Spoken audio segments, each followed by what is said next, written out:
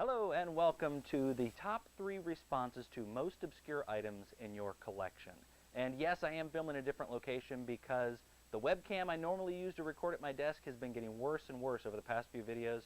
The backup webcams look like crap when I try and edit them, and I can't get this massive tripod. Seriously, the camera is 6+ feet in the air right now. I can't get it over there because the room's a mess.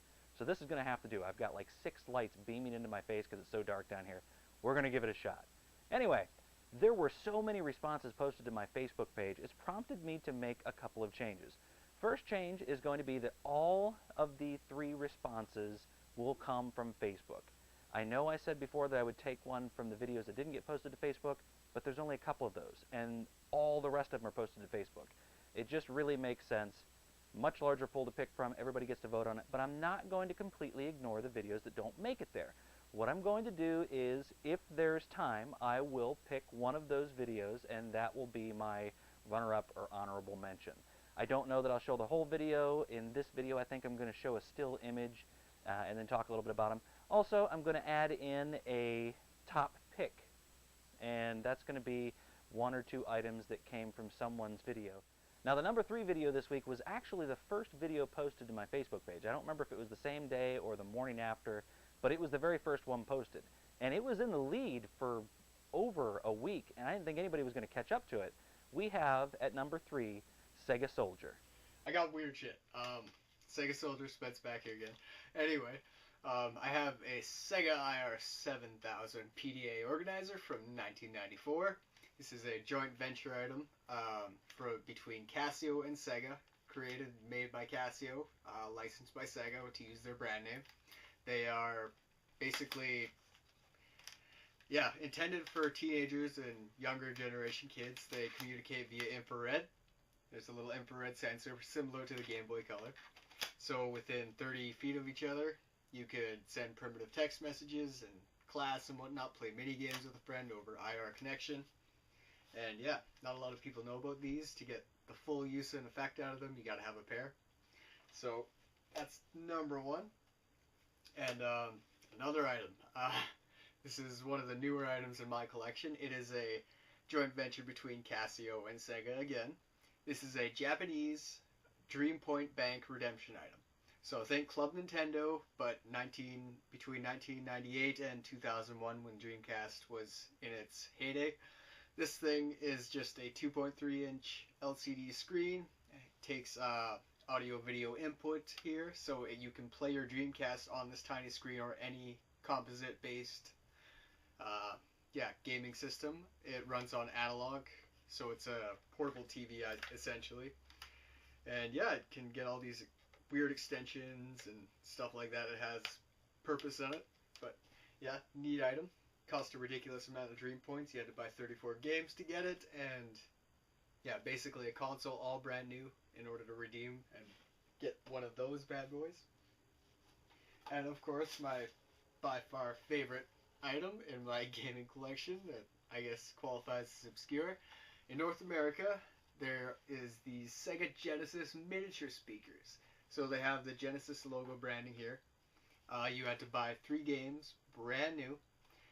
Keep the proof of purchases or the UPC codes off the back of the game boxes or game cartridge, clamshells, whatever, inserts, and the receipts from where you picked them up brand new. And it had to be within a 6-month time span with the receipts proving that.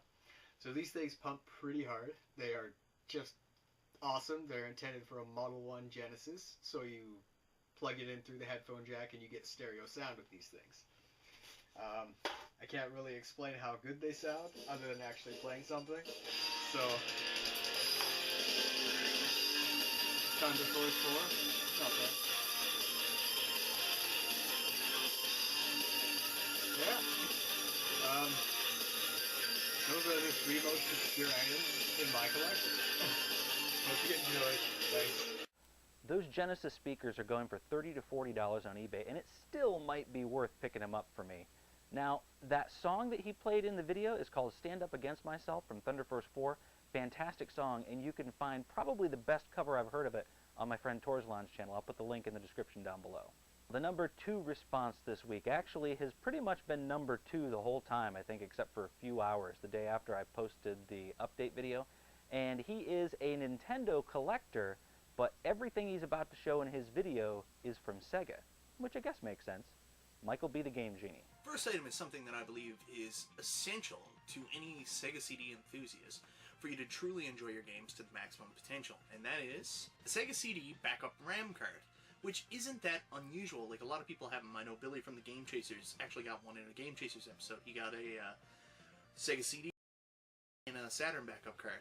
But what's really obscure about this is that it still comes in the original box. And the cool thing is, I saw this a lot growing up, and I always thought it came in your typical Genesis clamshell case, or maybe even a Genesis cardboard box. But what it actually comes in is a long, same as the actual Sega CD jewel cases, cardboard box, which is pretty cool. And in my opinion, this is pretty obscure to have in my collection. A boxed Sega CD RAM backup card. And I'm going to keep going with the Sega stuff. The next up is something that wasn't necessarily essential for me, but I understand people with Model 1 Genesis and the original controllers, that the cords were extremely short.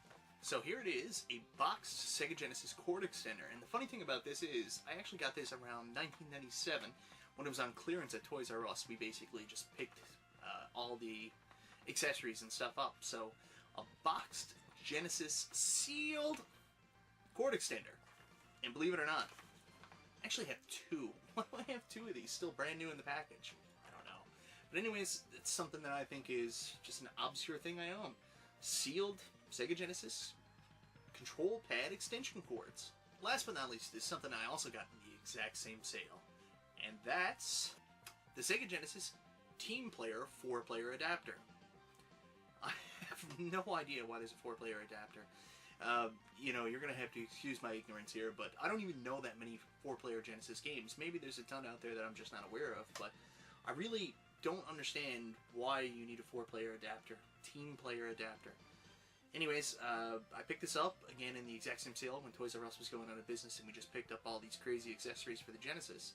So it's never been opened, it's still sealed in its package, and yeah, it's a really weird thing to have. And the funny thing is, like, a lot of people make fun of the Genesis when it has all the attachments, everything set into it, like the Sega CD, the 32X. Then you add this thing to the front of it, you make your jokes about tumors.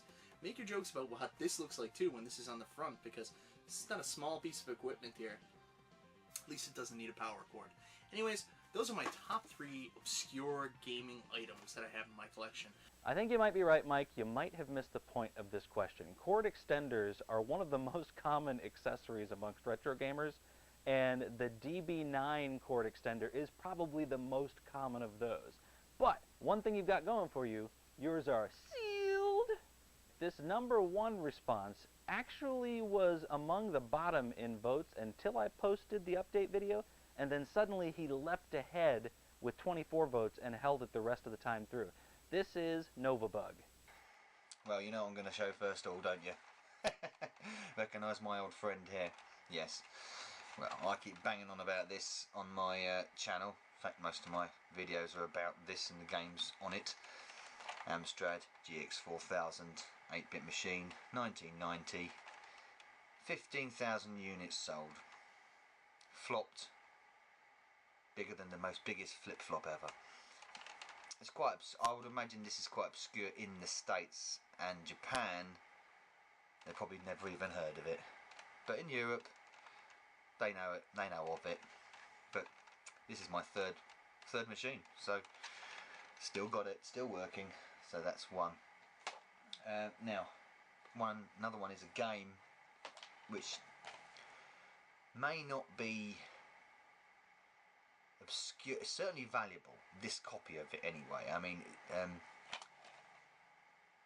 yeah, Res on the PS2. This is the original PS2 release, which came out in 2001, I believe. First of all, on Dreamcast. Dreamcast exclusive because it was developed by Sega. UGA developed it with Sega for the Dreamcast, and then it went on to the PS2 with a very unusual game. Goes for a lot of money, this copy of it, the PS2 version of it. And I think a lot of people might be familiar with this because in 2008 it came out available on the Xbox Live Arcade, where it was done into HD by the original designer. I know it's expensive. I know if you try and buy one now on eBay, the version of it is expensive. It's a bit of a collector's item. So I like it. I'm proud of it. I'm proud I've got it in my collection.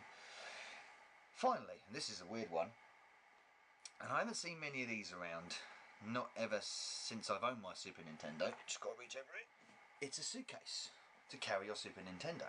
But this one, this has been specifically designed for the European market because the inlay inside Super Nintendo, so it's official. It's official. These shapes are designed for the UK shape of the machine, shape of the console, and the shape of the cartridges. And everything goes in. So you've got your peripherals here. You pop your controllers in there. And the machine goes in there. I haven't got the machine with me at the time, but you've also got your UK games, and of course the Famicom games would fit as well. The Famicom design was the same, and they fit lovely in there. 1, 2, 3, 4, 5, 8 games. So I think it's quite unusual and quite obscure to have a suitcase for a UK Super Nintendo. My question for you, Novabug, is do you really plan on using that suitcase to carry your Super Nintendo around? Just curious. I wonder how many people did back then. The honorable mention this week from the pool of videos that didn't make it to Facebook actually comes from Fritz. And it wasn't so much the pics that he had in the video as much as it was the video itself. He had sort of this weird fisheye lens on the camera, and I liked the music that he had in the background. It gave it sort of an eerie atmosphere. I really enjoyed that. I went back and watched a few of his other videos, and he uses a similar technique with those. Pretty cool. You should check out the video. Finally, two of my favorite picks actually came from the same video by Cityside75. The first thing he had was a Panasonic FZ35S, which is essentially the hardware that would have been the 3DO Mark II. They had already developed the hardware, started manufacturing, and then decided not to release the console because the first one wasn't successful. So they made an interactive media device out of it and used it for who knows what. The second was an Exertainment Life Cycle, which was an exercise bike, essentially, released for the Super Nintendo and a standalone unit for fitness clubs, wherein you pedal a bike, and I believe he had a mountain bike game, but you pedal the bike and it makes the bike on the screen move. I don't know. Watch the video if you want a little more information. I'm sure there are other videos on YouTube as well. So, thanks to all of you that posted video responses for this last video. I really appreciate it. Thanks to all of you that voted. The people that posted the videos appreciate it. And we'll be looking for another question next week. See you later.